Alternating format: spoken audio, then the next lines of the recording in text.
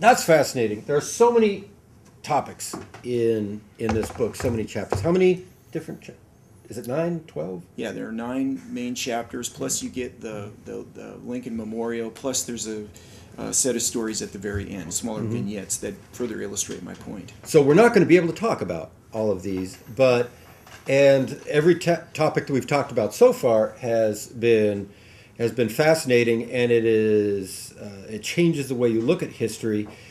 But there's there's one of your later chapters is something I want to talk about now because I have some stuff to show.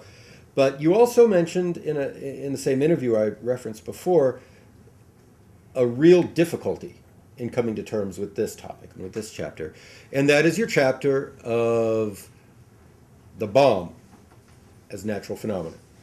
And you write a chapter about the development of the atomic bomb in Los Alamos. I'm going to start this by showing two pieces that have recently come in. We get so lucky here at Abraham Lincoln Bookshop. We recently were able to acquire a collection of a crew member from the B-29 boxcar.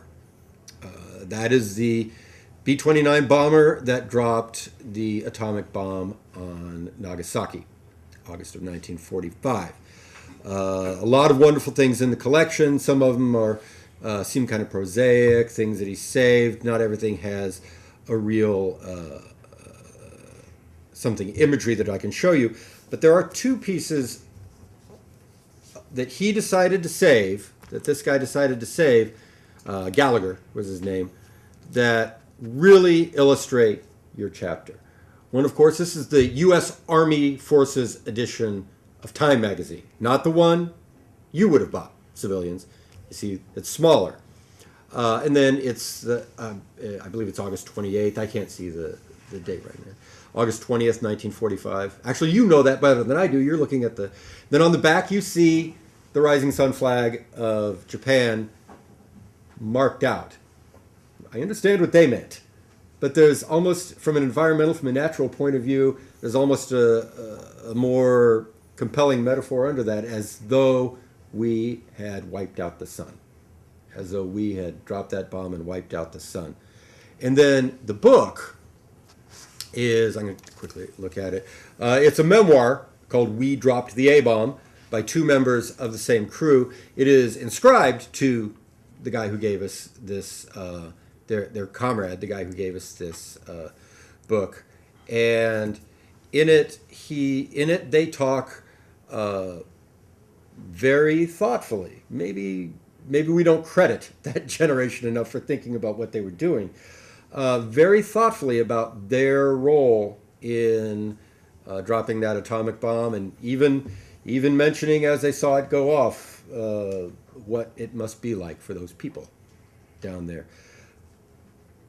Let's get to your chapter, Mark, which is a chapter about the development, these scientists. How did these brilliant and humane people manipulate history to create something so unnatural as the atomic bomb?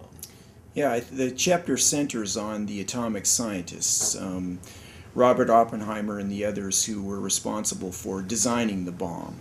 And I think a lot of times people don't, they imagine the atomic scientists in very stereotypical terms. They're Frankensteins, they're mad scientists, they're people in these people in white lab coats, rather heartless, manipulating the material world for powerfully destructive ends. And the story that I tell in the chapter is that the reason these people could produce the knowledge necessary to make the bomb was precisely because they knew nature, and in many ways they loved it. They were powerfully influenced as children by the nature study movement, which is real popular today. Get your kids out in nature, teach them about the physical world. Many of the parents of the atomic scientists had done that. And it was through that means that they began to become fascinated by the wonder, the awe and wonder of this microscopic world. That's part of it. They were able to, up until 1938, 1939, there really was no money in quantum physics. There was no power wrapped up in it. These were the geeks on campus who were just fascinated by this. And then the war comes along, and they begin to think about it, and then they begin to imagine and produce the capacity to create a bomb. But I would say that it's precisely because they're fascinated with nature, in many ways because they see beauty in it, that gives them the knowledge necessary to build it. And that's the ultimate atomic tragedy. You also mentioned that they thought about Paul finding a way to maybe rationalize isn't the word, because I don't think they hesitated to use nuclear energy for what it could be used for to end the war, but they also looked forward at the time to the wondrous future that nuclear bombs would help us. One of the inventors thought about how can we use this for mining. You have a mountain you don't want around, we'll take care of that for you. How did they view the world then to see this as a positive? And did that change in their lives, I think, is another. Yeah, I mean, I think I think your book that you showed of the crew from the boxcar and the statements in there, when they actually dropped it, when they did the drop at the time of the end of the war, there was, I would say, profound ambivalence about it. And the person that you're referring to is Edvard Teller, who supposedly is one of the models for Dr. Strangelove, and he becomes a proponent of Project Plowshares, which is all about using atomic power to dig a canal through the Isthmus of Panama and so forth. But if you rewind the tape, so to speak, and go back to that earlier moment, even Edvard Teller expressed deep doubt. And this was a guy who actually loved mountains. He recreated in mountains. He hiked in mountains. There's some interesting story about Teller and his wife, Mitzi Teller, who was a mathematician who worked at Los Alamos. So I think it's important to keep in mind the moment when they are doubting it. They wonder about it. And there are some who completely divorce themselves from that kind of military, nuclear, or atomic power. Robert Wilson, for example, becomes the director of Fermilab.